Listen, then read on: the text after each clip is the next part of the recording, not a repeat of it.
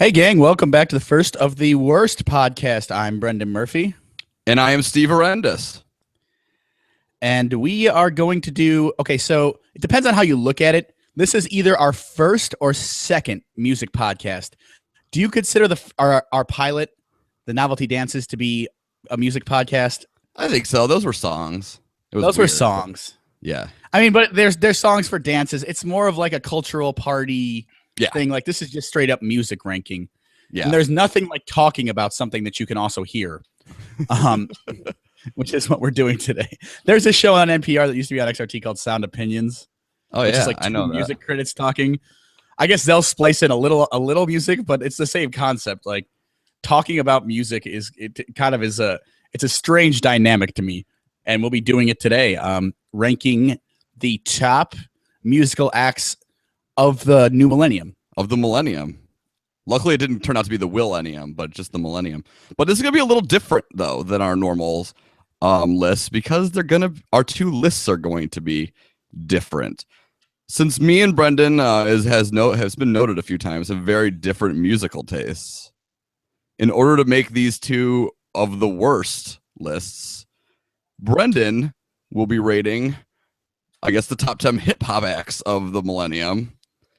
And I will be rating the top 10 rock band acts of the millennium.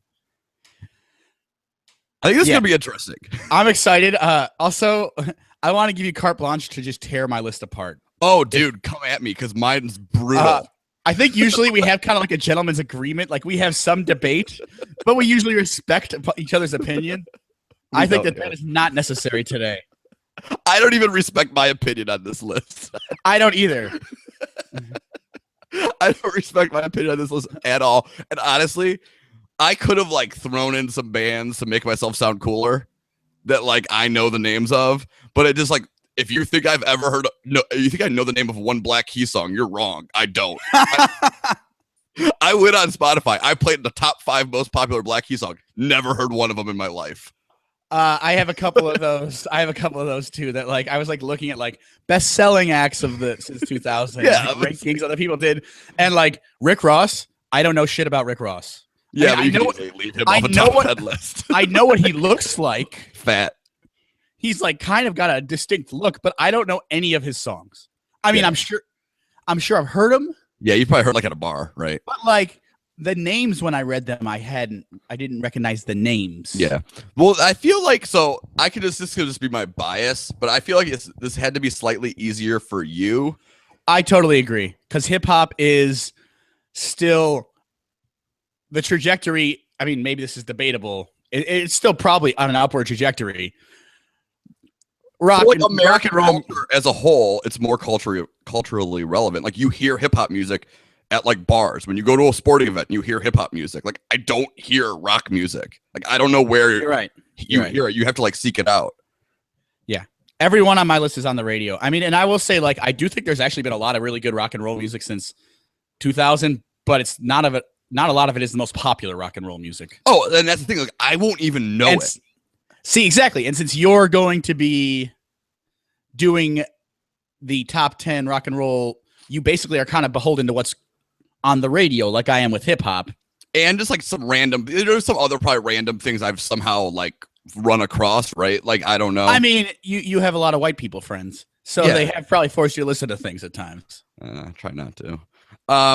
But yeah, so this is gonna be, and I feel this is gonna be the first list where I'm gonna have a lot more to say about your list, and you're probably gonna have a lot more to say about my list, and just judging the hell out of it. Oh, and that's great. I'm gonna be really honest though. There's bands on this list that I did not want to write down, but no shame. There's at least 2 guys on my list that I hate as people, for very opposite reasons. Also, it was hard to differentiate a couple of these on at least one of these on here. I didn't even think of as a 2000s thing, but I'm no, that's when it is really. I kept thinking of, so I grew up I listened to rock music. I could talk serious rock music up to 1999. I used to I have 300 CDs at home. 250 of them are rock CDs.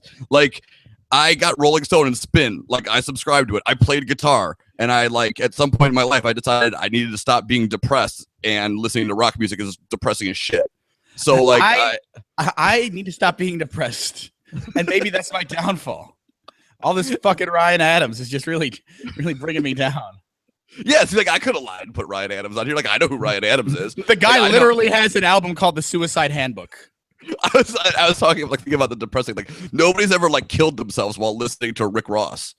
Like people have probably killed themselves while listening to Ryan Adams. Oh, for sure, for sure. So I feel like, I mean, it wasn't like a one day I just said it, but like it was kind of like, and I try not to be depressed listening to depressed music. I guess let's just do it and see how weird this gets, and I'm gonna see how soon I can be embarrassed. Actually, before we go into it, I am gonna go through my ineligibles because there are like, this is funny. Some of these bands will end up in the some of these acts will end up in the Rock and Roll Hall of Fame because it's just Music Hall of Fame. Yeah, I don't know why they call it the Rock and Roll Hall of Fame. Yeah, I mean, when you put Run DMC in there, it's over. Isn't Public Enemy in there now? Yeah. I mean, and that's fine. That's awesome. Those are like super culturally important. It's just the Music Hall of Fame. But like, it's not the Rock and Roll Hall of Fame. Yeah, I totally agree. Like Bob Dylan is not in the Jazz Hall of Fame. He's a super important musician. Do they put country music people in the Rock and Roll Hall of Fame? Because there's a country music Hall of Fame in Nashville. You know, I'd have to. I mean, I'm sure that there are people that are like on the precipice of being country. Yeah. I mean, that are probably in the Rock and Roll Hall of Fame. But I don't know if like Garth Brooks is not in there, for instance. Well, he had that. Well, because that one rock and roll album he made was terrible. Well, it was his Chris Gaines, though. Chris Gaines. Who looked strikingly similar to Garth Brooks with like a really bad haircut. Yeah, sadly, Chris Gaines not eligible for this list for me. Okay, so my ineligibles. Outkast, although they got really famous in the 2000s, their first record was in 94. So I felt like you could go either way on that one. It was up to you for interpretation. Right? That was the one that I struggled with the most. I would say because like they have 6 albums. And this is also your favorite. Yeah, they have hip-hop. 6 albums. I say 4.5 are good. And the first 3 were in, and which are all good, were in the 90s. So, and then like the one was in like 2000. Yeah. So, and then the one that sold out the ass, you probably only think the Andre 3000 one is the good one, right? No, I think the Big Boy speaker. Oh, is the good one. Which is kind of contrary to what like critics seem to think. Yeah, I love Speaker Box. And then I took so also like these all kind of are white people hip hop acts. Of course, none of them are white. The Roots, mid 90s started. I call that a 90s, yeah. Common, early 90s. Yeah, I would say, yeah, probably more of a 90s, really. Jurassic 5, which isn't even that famous. I just wanted to bring up that a buddy of mine went to their concert when we were seniors in high school. I had a fake ID because we were 18, because you had to be 18 to get in, and I was 17. And my fake ID for being 18 got confiscated. And I had to buy it back for $75, which at that time was like pretty traumatic. And then my buddy went in by himself and didn't get home till 3 a.m. and got grounded for life, essentially. His mom, this is Joe. His mom called my house at about 2 o'clock in the morning, woke up my mom. My mom woke me up. I mean, I knew that we were both in a world of shit. And it was true. That's great. But so I really just want to say that. Also, so they're not eligible, but probably wouldn't have made the list because they're not that impactful, I guess. But white people do love them. And Nas, the #1 white person hip hop act. Nas has like super early 90s ties. So, Nas has one good album, and it came out in like 1992.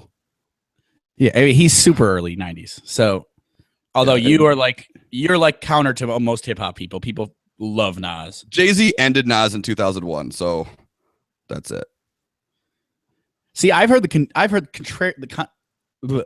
opposite, that Nas like pretty much destroyed him in their feud in like terms of the battle raps, like Ether and Takeover. But obviously, Jay-Z wins. Well, Jay-Z won though, right? Like you could say the rap was better, but like Jay-Z won. Yeah, I mean Jay-Z obviously wins by being like the richest person in music. Well, until like he loses all his money with Tidal.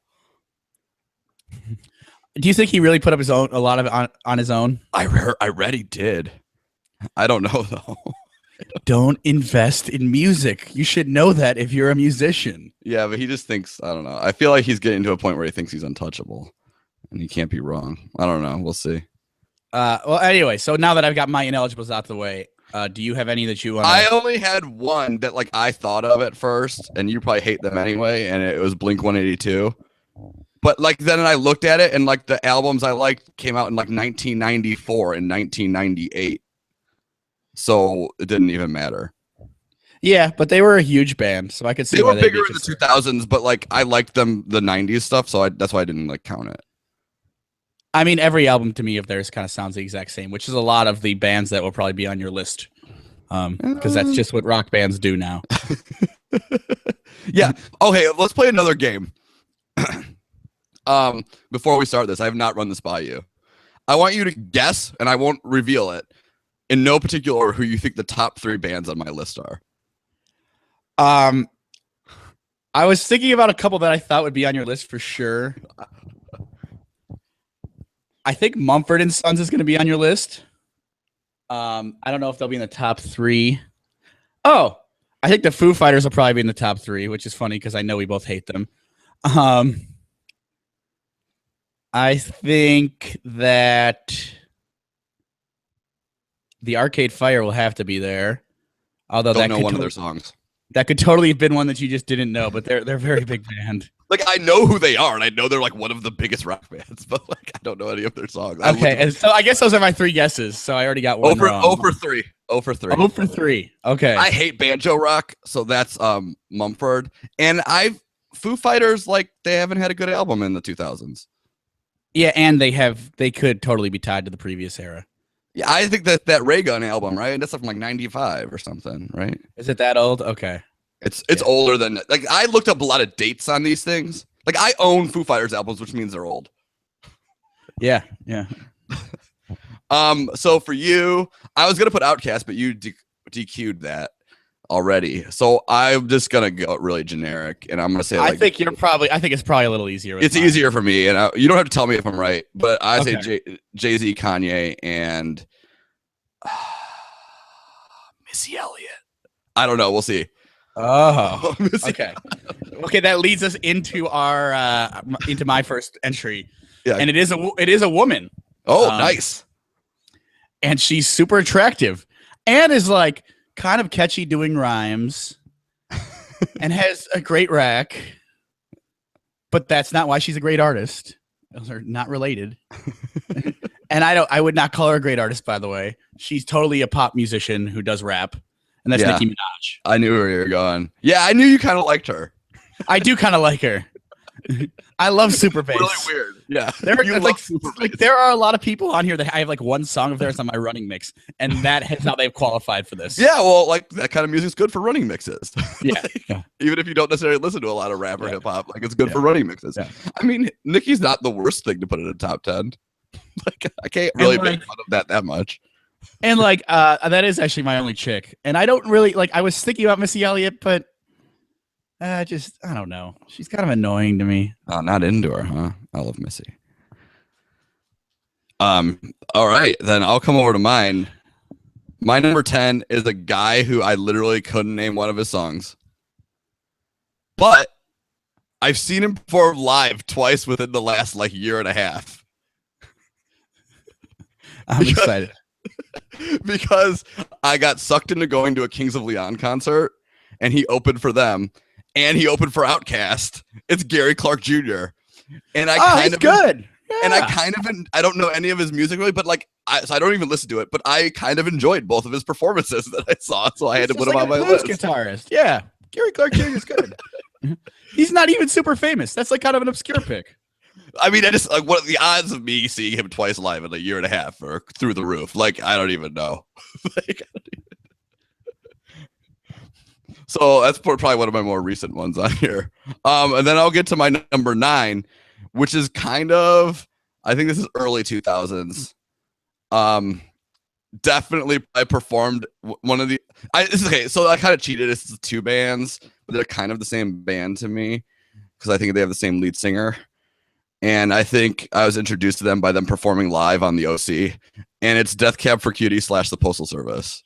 Oh, that's. I mean, you're tugging at my heartstrings. I love those. I love those two bands, and they are definitely two bands, by the way. But Yeah, but I mean, it's like the same like lead singer, right? yeah, Ben Or Gibbard. something. Uh, Yeah, they're I they're own it. I've listened to like full albums from. So before we did this, I told multiple people that I haven't listened to a rock album in the last 15 years, and I wasn't lying intentionally. I was just wrong. Like the more I thought about it, like I definitely have listened to full rock albums in the last 15 years. He put out the most famous Death Cab for Cutie album and the Postal Service album in the same year. I think it was 2003. Like at the same time, right? Yeah, it was like super. It was like as far as like the best years of people writing songs in our life, because those albums are awesome. That's one of them. Yeah, those are both good albums. And it's like the best Death Cab for Cutie album. It is. Yeah, it's the best Death Cab album. It's the only one I know, to be fair. It's got a picture of a bird on the cover. Yeah. It's funny even talking about it. Like now I don't know cover art because now, unless it comes up on my Spotify, when I'm listening to it on my phone on my screen, but I could go old school on cover art for some of this stuff. Yeah. Oh, but yeah, that's kind of the end of the cover art era is like around like early 2000s. Yeah. All right. So who is your number 9? I can only name one of his songs off the top of my head, but I did a Spotify click through and I know several of them.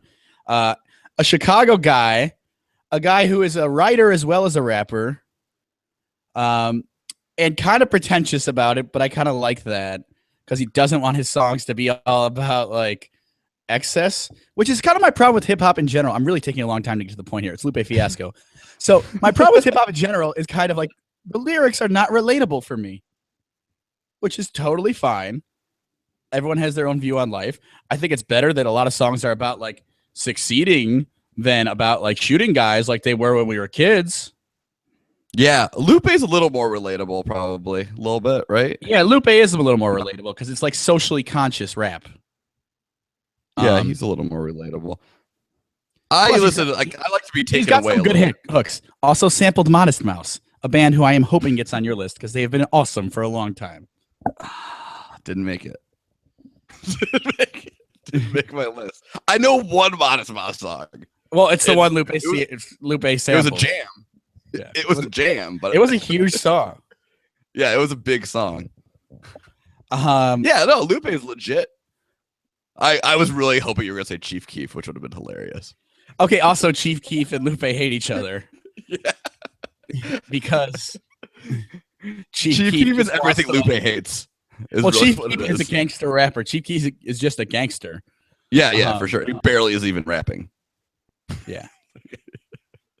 As you say that, I realize there's a guy that maybe I could have put on my list, but I still don't know if I know any of his songs. J. Cole's pretty popular right now, and a lot of people like him, right? Yeah, but you don't really know any of his songs, so you can't put. You probably actually don't really know any of his. People love J. Cole. I'm not really into him, but a lot of people really like him.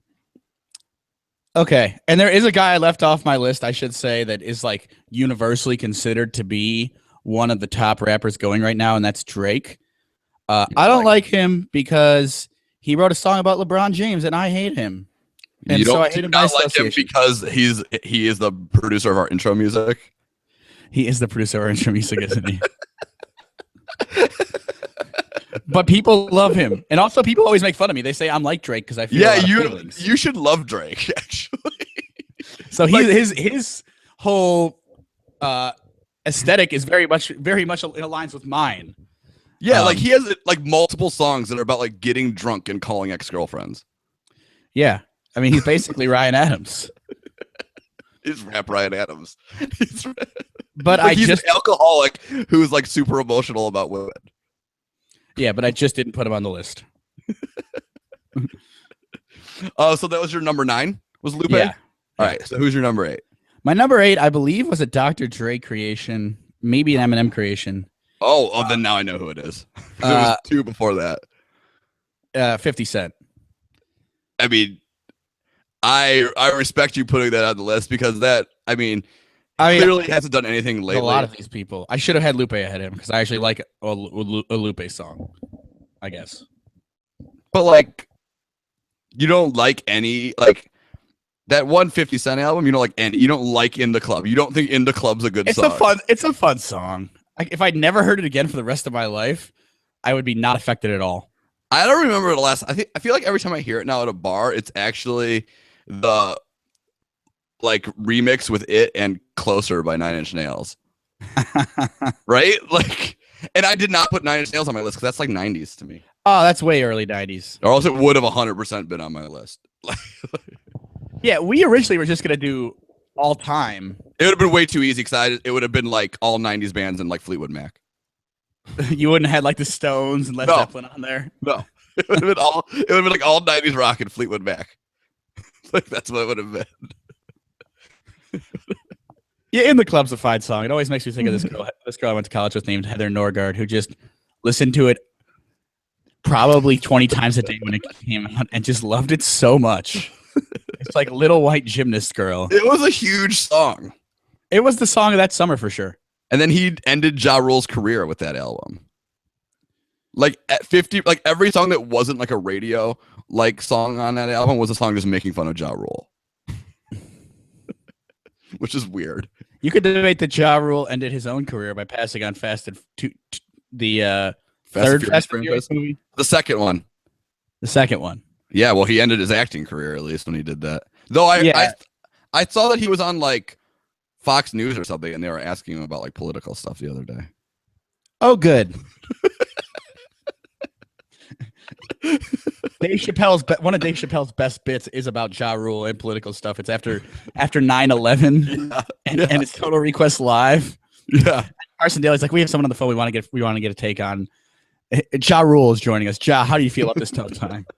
You gotta ask Ja Rule about this stuff.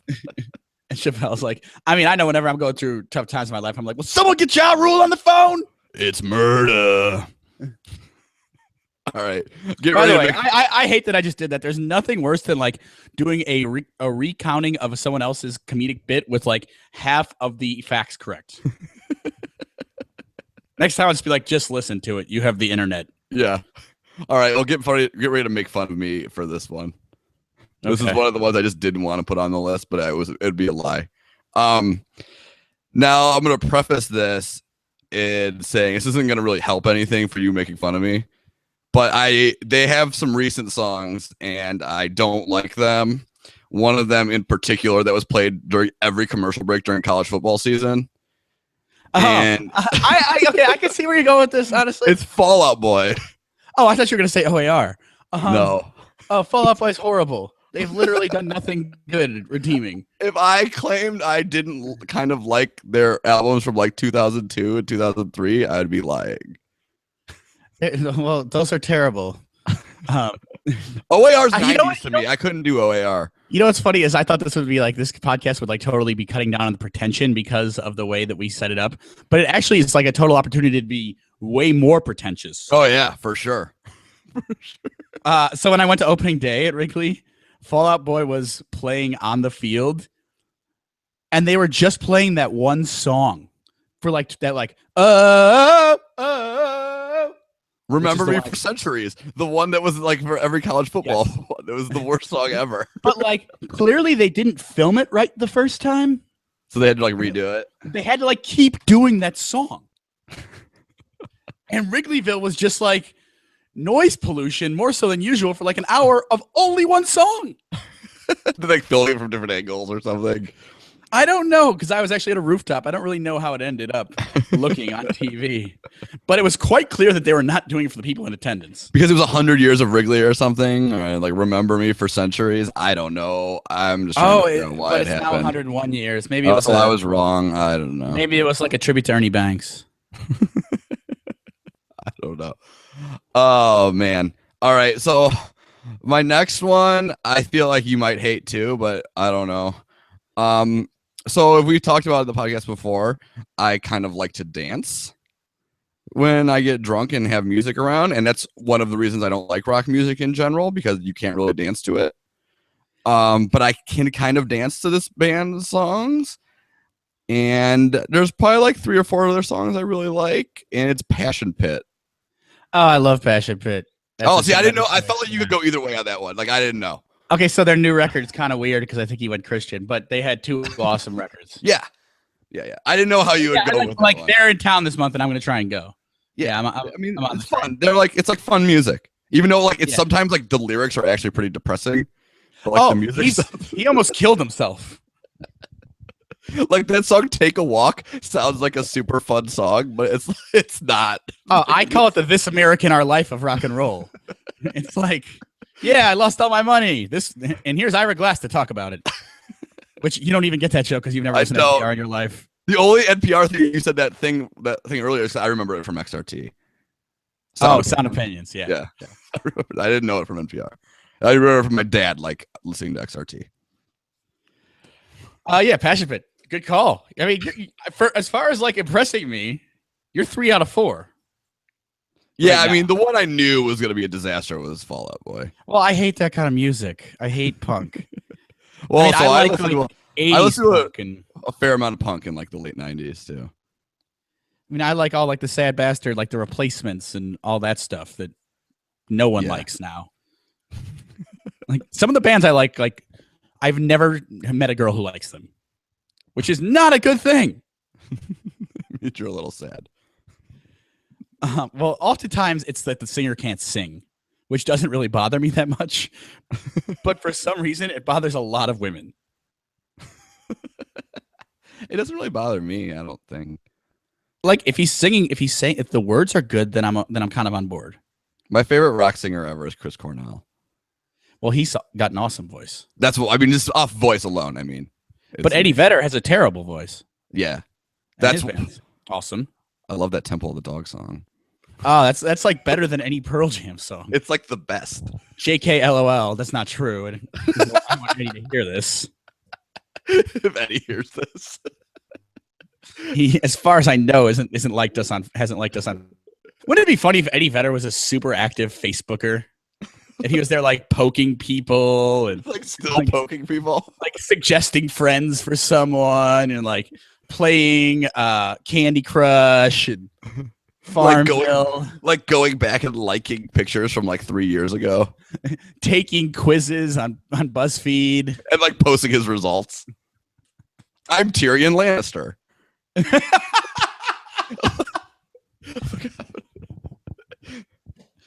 I'm glad we think this is funny. I hope someone else does. Speaking of Tyrion Lannister, I was looking up another band, and I thought I should know, and it was The National, and the only one of their songs I know is when they covered The Reigns of Castamere. Which was awesome and creepy.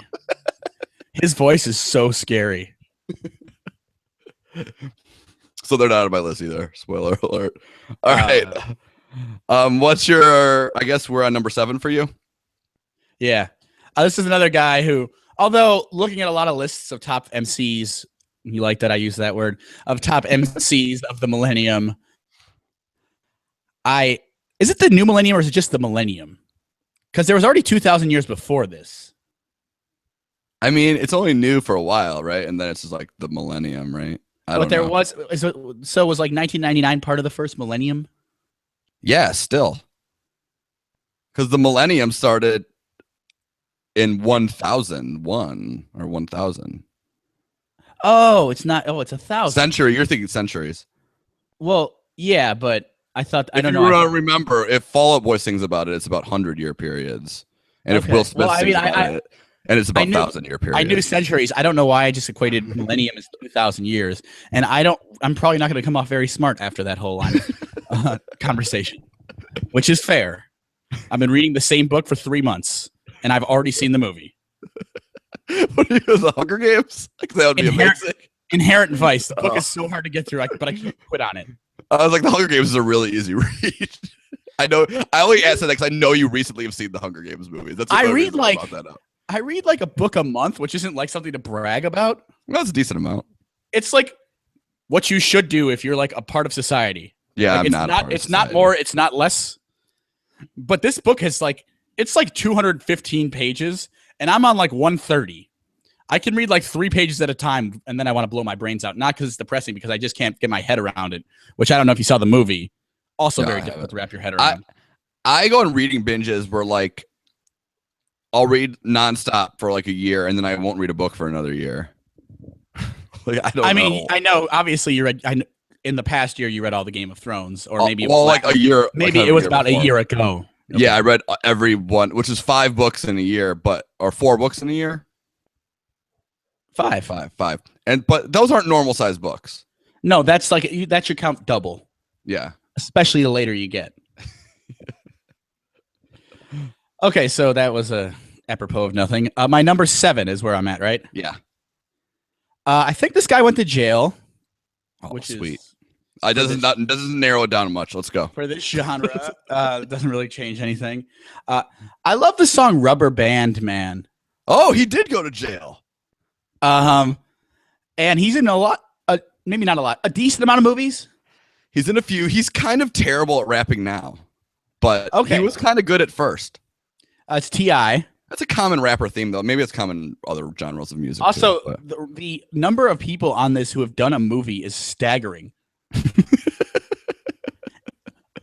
Of my top, of the people I have listed from 4 to 10, I think everyone except Lupe Fiasco did a movie in like a lead-ish role. Yeah, T.I.'s definitely been in like ATL or something. Was that it? Or I don't know. And then he was in one about like, was he in the one about the band? No, that was Nick Cannon, who's not a rapper, who's a comedian, who's not funny. Right, I bet he has a rap song somewhere. He's just like Black Seacrest at this point. He's killing it money-wise, I'm sure. Oh, he produces everything, doesn't? Yeah, you're right. Yeah. That's the way. It's like him, Carson Daly, and Seacrest. It was like the big 3 of like that genre of dude. I don't know what that job is, but like there's 3 of them. Professional douche. Well, I'm glad he broke the race line there. Well, I mean, and we got him localized. We got like Billy Deck here. Oh, yeah, like local douche in Chicago. Douches. Yeah. T.I. though, Rubber Band Man, wild as a Taliban. That's a great line. It's a great beat. Yeah, he's got some good beats, like on some of that early stuff. No, I like that. I totally forgot about T.I. That's a good one. My number 6 is like the whitest answer ever, and it's a recent person. Oh my God, who is it gonna be? It's Kendrick Lamar. Oh, I thought you were gonna go way whiter. Oh, did you think I was gonna do Macklemore? I was gonna just go nuts. Oh no, I didn't do Macklemore. See, I think Macklemore, like, first I go to a gay gym, and every time after our body pump class, we listen to Same Love, and I find that song very moving. But it's not, I mean, I don't know, it's not like the most complicated rap lyrics. Also, when he tried to say that he didn't deserve to win the award, it was the least rapper move of all time. And it just bothered me to no end. Kanye's done that before.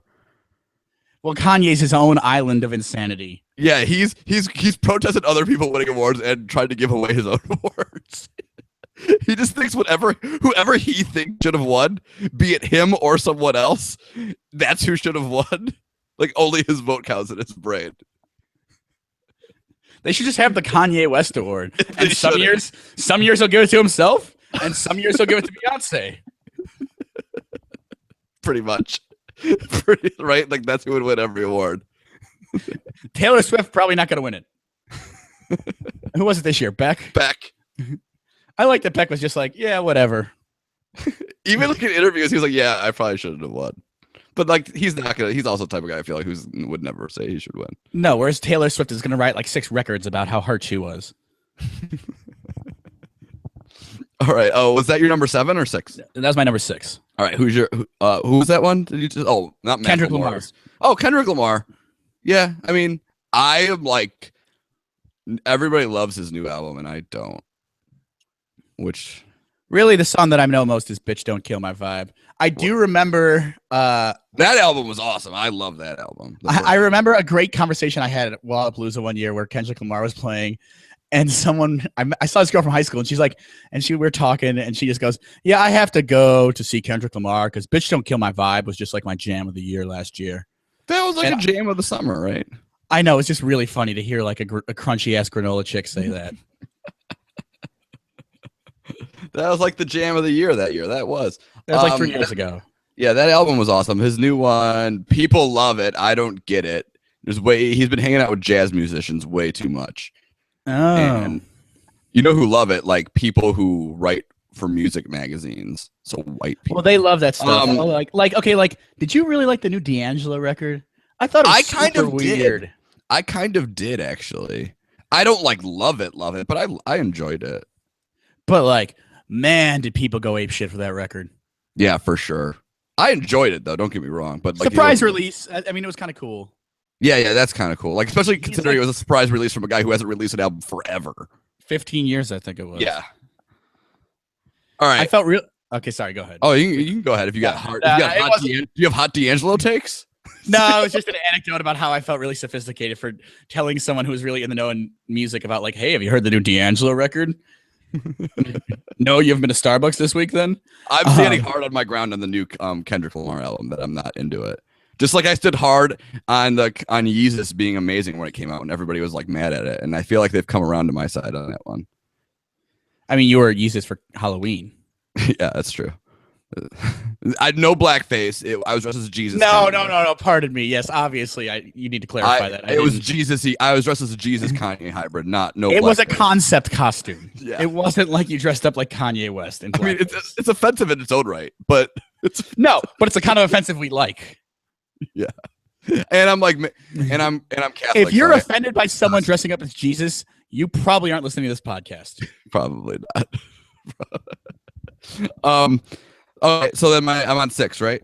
Yes. Okay, this is a band who I really like the first 5 songs of one of their albums. It's MGMT. Oh, great pick.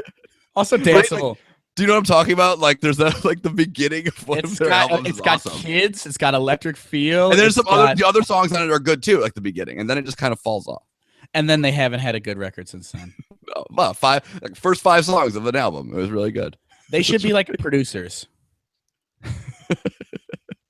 My mom got to see Beck play with MGMT as his backup band at like Shuba's for an XRT thing.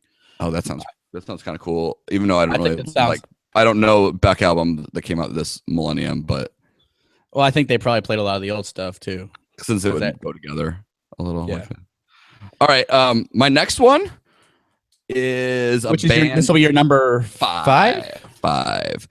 This is a band that I kind of only know because back in the day, my buddy JJ would play this album a lot, and it's and I only really know the first album, which I believe is self-titled. I could be incorrect on that though. It's LCD Sound System. Oh, honestly, Steve, you're kind of killing the game here. I think you've done real well. I'm a little shocked about the No Arcade Fire. You're not gonna like my number 1. I just looked at the list again. So let's calm down. You're not gonna like my number 1. So they made a movie about the last concert LCD Sound System ever played. Is LCD Sound System like a real band, or is it just kind of like a guy? It's a guy named James Murphy. I like to call him Cousin Jimmy. Okay. They made it, and it was Chuck Klosterman interviewing him for the whole movie when they weren't playing songs. So that's everything I love in the world right there. Speaking of interviews, I almost put Arcade Fire on the list just because I've heard some interviews with their lead singer who's really about NBA basketball. Well, that's man. But I don't know any of their music. Man, maybe the war on drugs made the cut. Yeah, it's all over the place. Adam Gibbs, the lead singer of the War on Drugs, is a huge NBA fan. All right. So I guess it's you now at number 5, right? Number 5. So I'm going to say that I think that if this person was number 4, my top 4 would be like a very consensus list.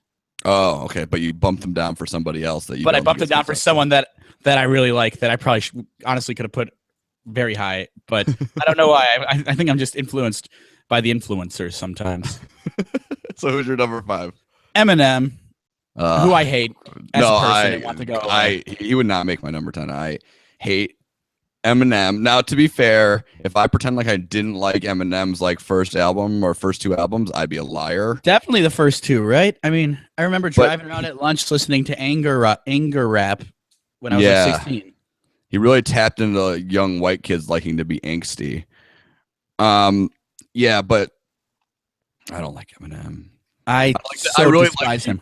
Put him in your top 4. I really like that. So if we're making Mount Rushmore rap off of your top 4, Eminem wouldn't be on it, which is good. Yeah, but you'll laugh at one of the other faces. I think. I wonder if I wonder if I'll like them more than Eminem though.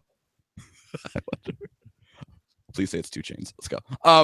Okay, so no 2 Chainz. Don't know 2 Chainz song. So then was that your number 5? Yes. So let's hear your number 4. Is this the one that This is the one where I think you'll kind of laugh But you could have totally liked this in like the summer of 2000. You probably were jamming out to this shit. And I know all the words to EI. Love it. No, I'm so in on you admitting this is your top. I used to get super drunk and have them put EI on at parties and just flow through it like pretty much about as good as Nelly does. So Nelly's my number 4. Also, yeah, man, I'm fine with this. I know he's not like some. It's hard for me, like with the St. Louis thing, because I just hate giving St. Louis anything positive to say. Man, okay. So this is not a cool thing to say for a guy who likes rap music. Those first couple, like that first Nilly album was awesome. Also, there's this song called "Lovin' Me," which is just like him naming off all his friends, and they have such awesome, like fictional hood nicknames I couldn't even make up. They're like the extras of The Wire. It's like, well, there's like Murphy Lee for sure. Like D Quick and Shorty and Fatty. Like, I mean, like. Yeah, like Ali. One of them just named like Ali or something. Yeah. By the way, speaking of all of them, I may have owned a St. Lunatics album. Oh well, I mean, Murphy Lee was my nickname for college. From a lot of people stuck with it for the whole time. So no, just one person. But in the summer of 2000, I lived in Champaign. I stayed for the summer, and I swear to God, we would go to bars and like there wasn't a DJ, and they just played that entire album. Like just like song, not even on shuffle. Like they just played it. Hey. Hot shit, man. That's a great way to start that record too.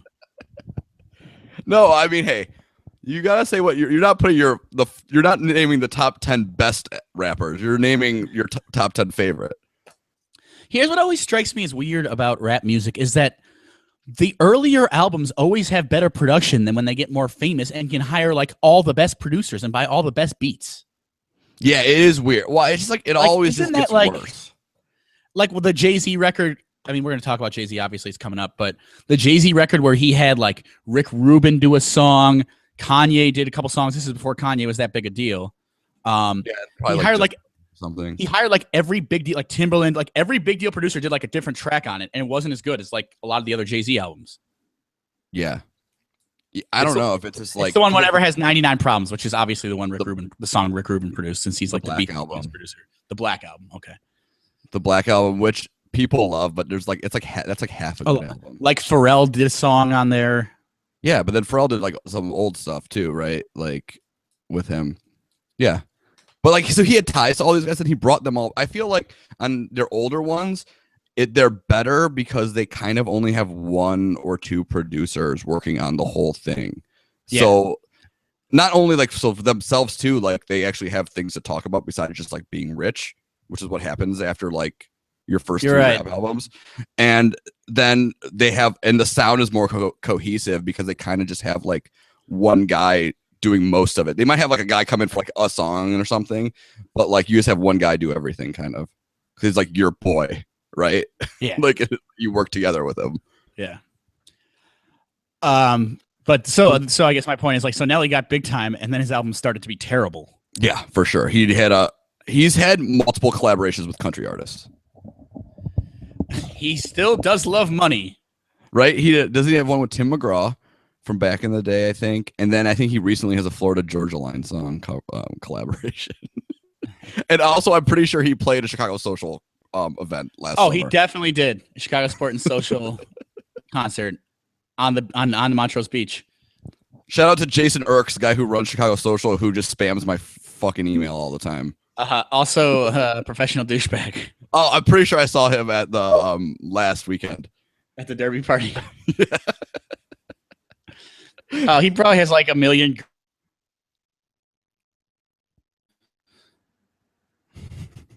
All right. What number was it? That was your number 4, right? Was it Nelly? That's my number 4. Yeah. So you be up. All right. My number 4 is a band that I somehow got turned on to from a podcast I listened to. That's as a Grantland podcast about like pop, like TV. With you, Andy Greenwald's one of the co-hosts, and Chris Ryan. So you know Andy Greenwald, he's a good TV writer, I think. Yeah, he's the Grantland TV guy. Yeah, they would talk about this band, so then I just randomly listened to it, and it's like a 35-minute album, which I love. First off, and it sounds kind of punky, but kind of like big stadium rocky, and it's the Japandroids. Oh, good pick, man. Japandroids are awesome. I only know that one album. It's like Celebration. That they only have 2 albums, and that album's like 4 years old, and I still listen to it all the time. And it's just kind of like up. It's like I don't know. It's kind of like it's like I recently tweeted at them. I was like, "Hey, will you guys please make another album?" They didn't tweet back. I was like, I love that record. So I didn't see that tweet. I love that record so much that I want you to do something kind of like it and new. Right? It starts and ends with fireworks, if I believe. The sounds of fireworks. And awesome words for a punk album like that. It's like kind of punky, right? Like he sings like the music doesn't sound like punk, but the way he sings sounds like punk, right? That's how I view it. It's pretty guitar heavy, but I think he's a better guitar player than a lot of the punk guys are who play like the stuff. It sounds more like the music's kind of like big like stadium rock to me, but he sings like it's a punk album. Yeah. It's like that like 2 guys? Is that band like it's 2 guys? It's like the setup of the White Stripes. Yeah. Well, or the Black Keys. Are those all 2 guy bands? I know the White Stripes. I didn't know. I mean, the White Stripes is a guy and a girl. Yeah, but. But okay. So then, my number 3 is kind of poppy. I believe they only have 1 album, and they are 3 decent-looking Jewish women, and it's Haim. Hey, I mean, you went pretty indie rock on this list. I'm proud of you. I mean, I just tried to be pretty honest. Like, I don't listen to a lot, so like, I'm not going really deep. I mean, the Japandroids is probably my deepest cut on this list. That was a surprise. That's probably my deepest cut on this list. Everything else is people have heard of these things, right? Like, that's a great. I mean, it's kind of a pop record, but I mean, it's a pop record, but it's a rock record. I mean, there's a lot of guitar on it. Yeah, they're a band. Oh, I would totally convert to religion to marry one of the girls from Haim. Haim. I think it's Haim. No, am I wrong? I think it's Haim. I was saying Haim for a really long time and being wrong about it. I don't know. I think I just know that from like watching SNL and them getting introduced. Also, so one of my drunken stupor moments is usually if I'm super, super, super drunk, which is a lot. I come home and I listen to Sheryl Crow. I set my Spotify to private and I listen to the depressing first Sheryl. First off, I love that you set your Spotify to private. That's ridiculous. Because I don't want anyone to know, obviously. I don't think I follow you on Spotify. Well, you're not missing this because it's a secret that I'm now telling to basically anyone who's willing to listen. And I listen to like Leave in Las Vegas and Strong Enough and If It Makes You Happy and all those sad ass songs that, by the way, can apply to either a man or a woman. Yeah, for sure. Although Strong Enough to Be My Man is probably a whatever of a whatever. I enjoy Sheryl Crow. But they covered that song Strong Enough and it's awesome. Did they? And then they did it. I saw it on YouTube and then they did it and they brought Lorde out and she ruined it with her witchy woman bullshit. She's the worst witch. Stevie Nicks is the best witch. Yeah, I mean, she's obviously just trying to be Stevie Nicks.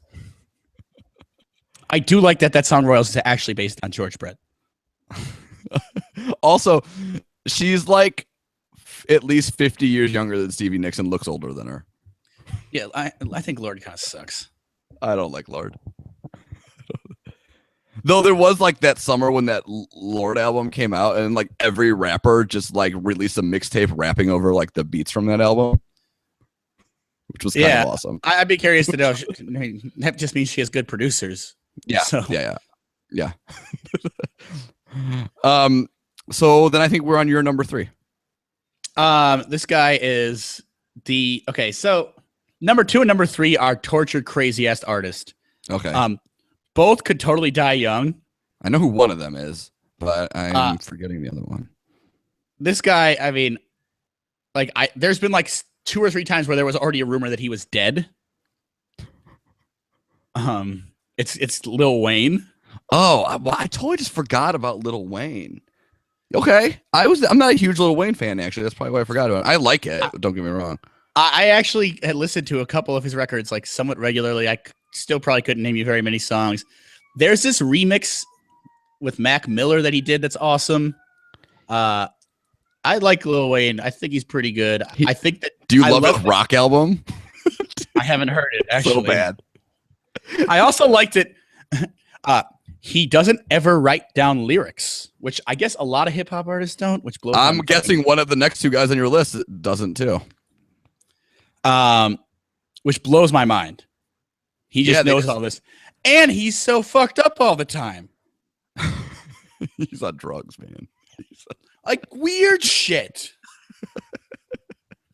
Like not heroin. Just no, like, that's too common. It's cough syrup, the cough syrup thing, which is apparently like super addictive. Like purple drink. Yeah. Like scissor, whatever you want to call it. Although I guess it's just codeine and liquor. Yeah, it's just like, well, codeine, like hydrocodone, cough syrup, codeine, promethazine. I only know this from listening to rap songs. Well, he's like you mix that with like booze and like some kind of like sugary soda. I mean, everything about that sounds so fun. No, not at all, right? I mean, I'd like to give it a shot. Yeah. I mean, what's the worst that could happen? Your heart stops. That's the risk you take every day when you wake up. Also, I saw a Lil Wayne documentary, and his craziness is just off the fucking charts. Yeah. Also, I like that he's stuck with a little because he actually is like a tiny person. Also, you could make a case that he's 90s because he came around with the Hot Boys. Back that ass up. Back that ass up, which is definitely he's the last verse on Back That Ass Up, right? Yeah, he was 15 at the time and already had a kid. He's not messing around. No, well, he's fucking around a lot. That's the part of the problem. Yeah. I mean, he's a New Orleans guy, which is like, I mean, the musical history of that city. That's awesome that they have like such a strong hip hop presence in him. Like every presence of music, right? Like, yeah, and that's awesome. Yeah, like every kind of music you could probably find like big acts from New Orleans, right? Because you got little like though they're all that whole Cash Money thing seems to be breaking up him and. I mean, Lil Wayne's like going real fucking crazy right now, right? Like it seems like it. Like he's releasing like less music and it seems to be getting weirder. Yeah, he's probably on this list. Since I'm assuming I know who the next two people are on your list. It's probably if I had to guess who's gonna die next. Oh, I would put him ahead, but I do think my number 2 has like because he's just a shock value kind of person. Yeah, well, let's get to it since I'm pretty sure I know who it is. All right, so it's Kanye. Yeah, this would be my number 1.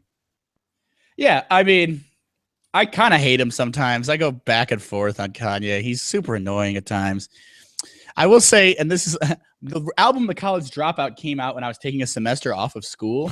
Love it. I was taking one class at community college, and I would be bumping that in my mom's Honda CRV driving from Troyton College to and from Troyton College. What can I really say about Kanye West that hasn't been said? No, there's nothing, man. Nothing. I mean, he's a crazy person. He's a rock star. Like the thing is, I think did I talk about you with this where I said he's the biggest rock star in the world? Yeah, you've been saying that for the people at the top of you've been saying that for a while. I don't know if we said it on the podcast, and it's a great point. My list, the hip hop list, these people are rock stars. Your list doesn't really have any rock stars. I think we'll have one. Maybe. Okay. I'm trying to think of who's super famous band. right now. I feel like the guy of my next band is pretty famous.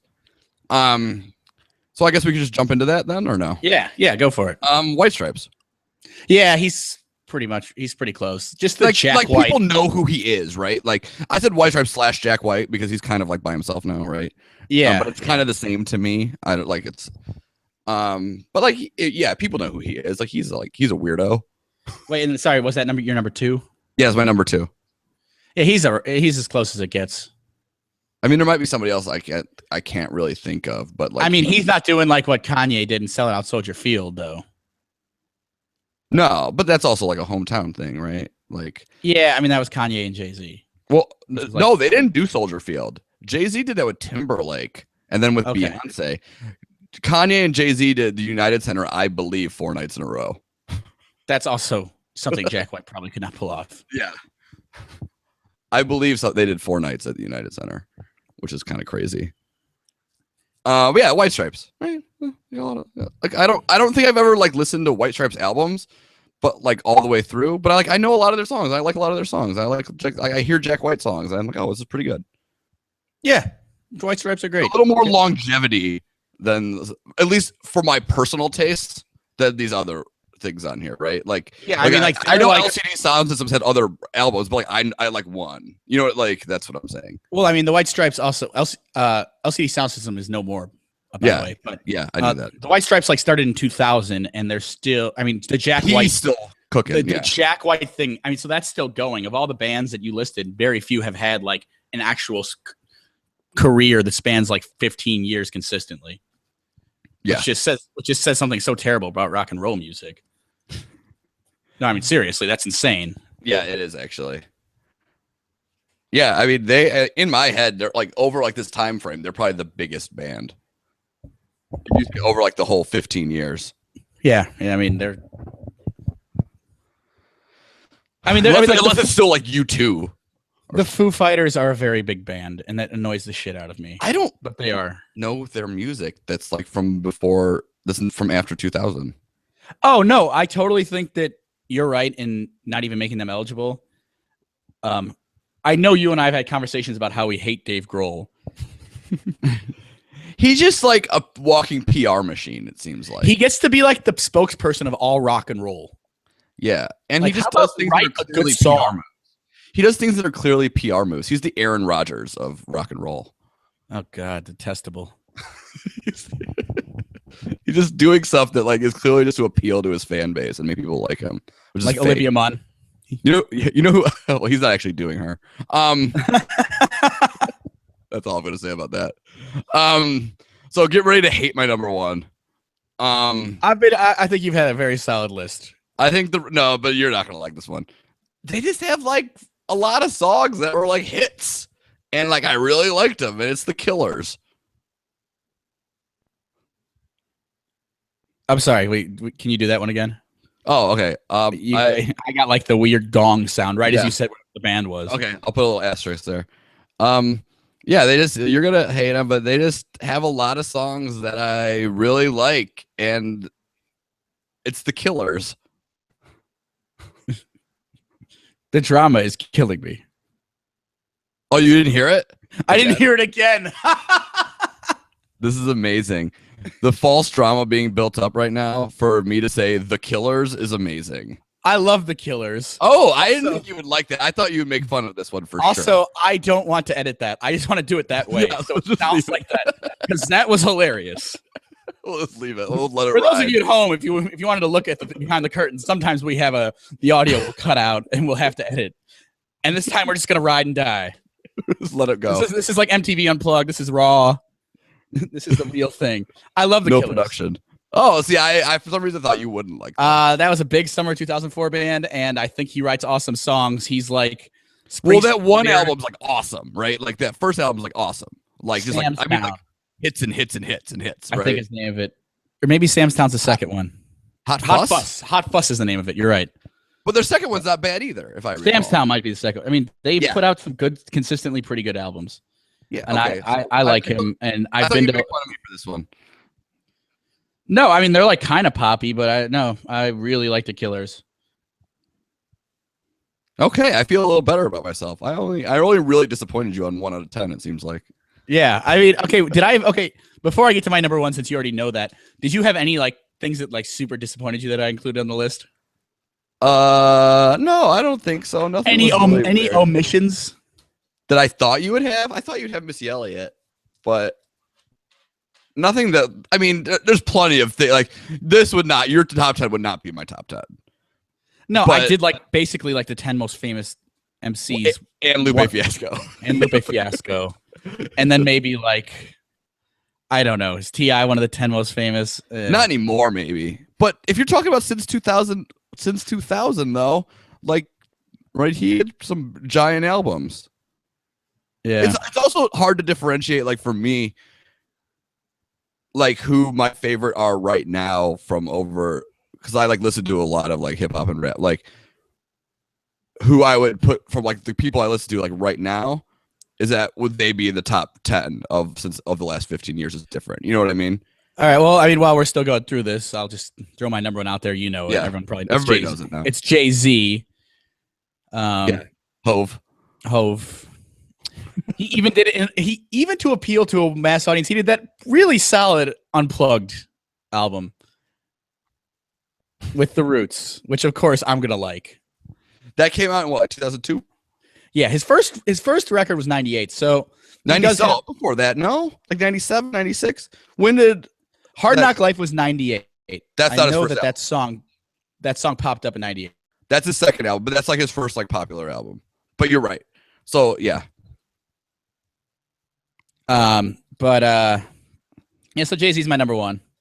Yeah, but yeah, so like his first album came out like 97 maybe, and then the one with like Hard Knock Life and stuff came out in like 98. That was like the one where he kind of got like big, like outside of like rap circles probably, right? I mean, that's what I heard about him too. I'm not going to pretend I was like down with Hove from day one. Cuz I was listening to like Nirvana and Pearl Jam when that first one came out. And then, now he's the biggest recording artist in the world. Yeah, and he hasn't released a good album in the last 10 years. And that's a total rock star move right there. But he's getting more popular and everything's getting more expensive. Yeah. I mean, so his best album came out in 2001 on September 11th, which is why I know the exact date. Is that the White Album? No, not. You're thinking of the Black Album. The Black Album. Okay, then there was like a gray album. Blueprint. Oh, the Blueprint. Okay. The Blueprint came out on September 11th, like September 11th. So sold 1 million copies on September 11th. Which was back when you could still sell copies of albums, like on the day they came out, which I don't think you can really do anymore. But yeah, Jay-Z counts for 2000s for sure. And he's like the biggest. Yeah, you're right. Him and his wife are the two biggest stars in music. Yep. I mean, Justin Timberlake's in there too, right? Yeah. Oh, Jay-Z's done a stadium tour with those two people in the last 2 summers.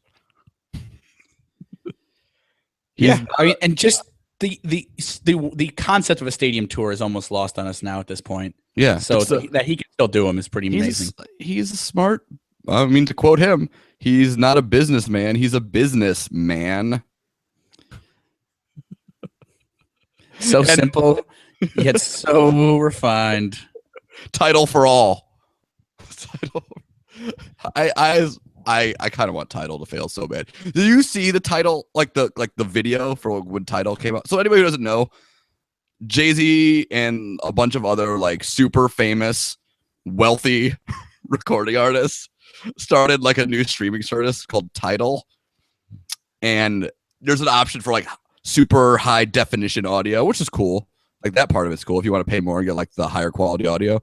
But like their whole thing is like, we're gonna give money back to the artist, and there's this video of them like drinking champagne, and it's like Jay-Z, Beyonce, Nicki Minaj, both the assholes from like Daft Punk with their fucking helmets on. like Dead has a helmet. Like, what is going on? Like, this is the stupidest thing I've ever seen. They're like, cheers, we're bringing it back to the artists. And I'm like, you guys are all have more money than God. And they're talking about like getting themselves more money. And like they're supposed to appeal to us because we want them to be able to make money off their art. It's just the worst video ever. Yeah. Rich people asking for your money is always fun. No, I get like the thing, but like I don't know if like Joe Schmo's like new like band or like some up and coming rapper who you've never heard of is gonna get like the same cut as Jay-Z or whatever, right? Like I guess my fear with it is that Spotify to me is just the perfect product right now, and I don't want to start losing the music that's on there. Yeah, but here's the weird part. I looked on Spotify, and the Jay-Z stuff's also there. Yeah, maybe it won't be. Who recently pulled theirs? Did Taylor Swift pull hers? Taylor Swift pulled hers before. Not related to this. She's also probably into that, but she's now in on Tidal though. But she pulled it before Tidal, well before Tidal came out. She's also probably on that list of like biggest music stars. Oh, she's on the list of people that I really, really enjoy hating. LeBron is one, but Taylor Swift, like LeBron, Taylor Swift, she's up there. Aaron Rodgers is on mine.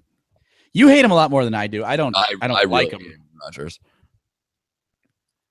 So smug. That could be a fun list. People we hate most. They're all like pretty like successful. Unless there's like one guy that we just personally know that like makes the list. And it's not like dictators or anything. It's like just kind of famous people Who we hate. So if you have list ideas, you should reach out to us by emailing our Gmail, which is first of the worst, FIRST spelled out, at gmail.com. You should follow us on Twitter at first of the worst. Steve is at Arendass, ARENDASS. I am at shy_Murph on Twitter. And what else do we always end with? Like us on iTunes and write a review, please. Yeah, review us, all that good stuff, and like follow us on Twitter, and you will just get to see me retweeting videos of Derrick Rose winning a game-winning shot for the next week. It might be the only good thing that happens in sports for a while. We don't know what's coming next. All right, guys, I think this has been a good one. This has been a fun one. Thanks for listening. We'll be back next week with We Don't Know Yet, but it'll be fun. All right, later.